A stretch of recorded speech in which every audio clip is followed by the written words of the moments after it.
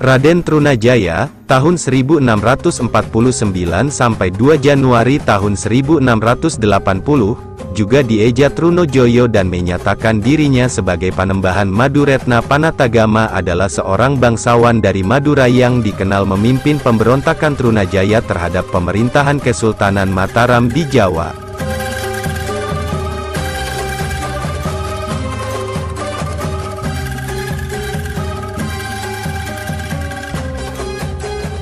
Trunajaya lahir sekitar tahun 1649. Pamannya adalah seorang pangeran Sampang, Cakraningrat II. Trunajaya merupakan keturunan dari raja terakhir Madura Barat yang dipaksa tinggal di Mataram setelah dianeksasi dalam penaklukan Surabaya oleh Sultan Agung dari Mataram. Trunajaya membenci Amangkurat I karena ayahnya dibunuh atas perintahnya pada 1656 dan intrik dalam Kreten membuat Trunajaya meninggalkan Keraton Pleret dan pindah ke Kajoran, sebuah daerah berjarak sekitar 26 km utara laut dari keraton dan berada di dalam kawasan suci Tembayat. Di Kajoran, Trunajaya bertemu dengan Raden Kajoran, seorang bangsawan yang merupakan keturunan dari keluarga Sunan Bayat dan Wangsa Mataram, dan menikahi putri sulungnya.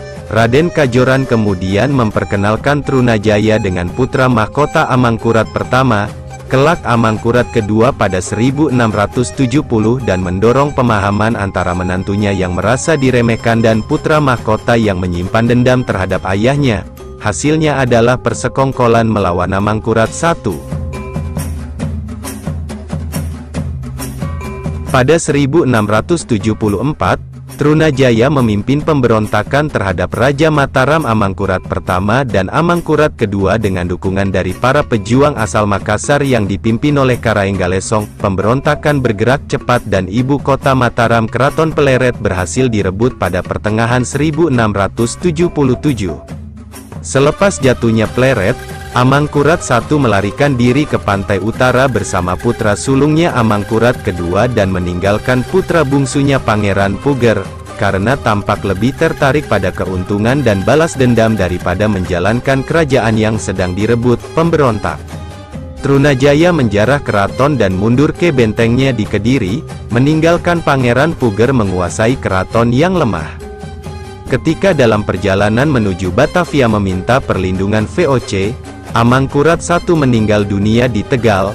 Amangkurat II kemudian naik menjadi Raja Mataram menggantikan ayahnya.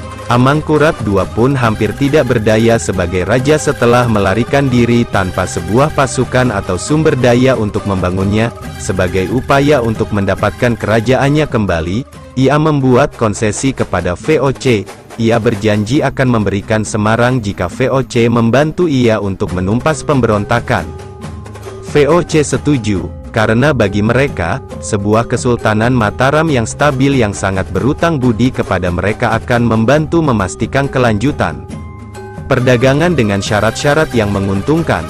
Pasukan VOC, terdiri dari pasukan bersenjata ringan dari Makassar dan Ambon, di samping tentara Eropa yang dipersenjatai lengkap pertama kali mengalahkan Trunajaya di Kediri pada November tahun 1678. Trunajaya sendiri ditangkap pada 1679 di dekat Tengantang, Malang. Awalnya, dia diperlakukan dengan hormat sebagai tawanan komandan VOC.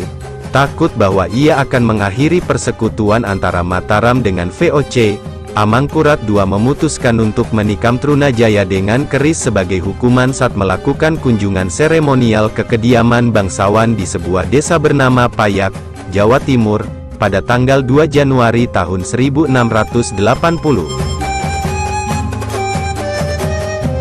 Pemberontakan Trunajaya dikenang sebagai perjuangan heroik bagi rakyat Madura melawan kekuatan asing Kesultanan Mataram dan VOC.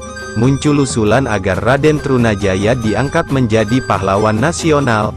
Namanya kemudian diabadikan sebagai nama Bandar Udara di Sumeneb, Bandar Udara Trunojoyo dan Universitas Trunojoyo di Bangkalan, Madura.